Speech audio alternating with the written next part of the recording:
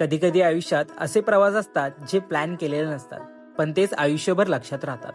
गोवा म्हणजे beaches, parties, night life.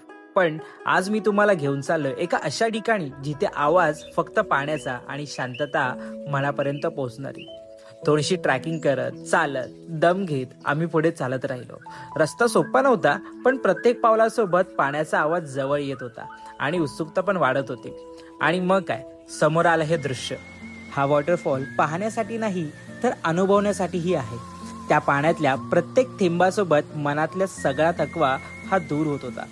कधी कधी आयुष्य आपल्याला सांगतं, थांब, श्वास घे आणि फक्त जगत राहा.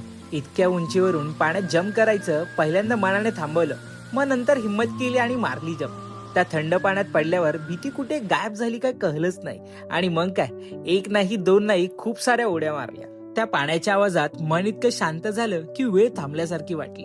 जर तुम्हालाही असं वाटत असेल की आयुष्यात थोडंसं जगायचं राहिलंय, तर कदाचित एखादा वॉटरफॉल तुमचीही वाट बघतोय बरं का.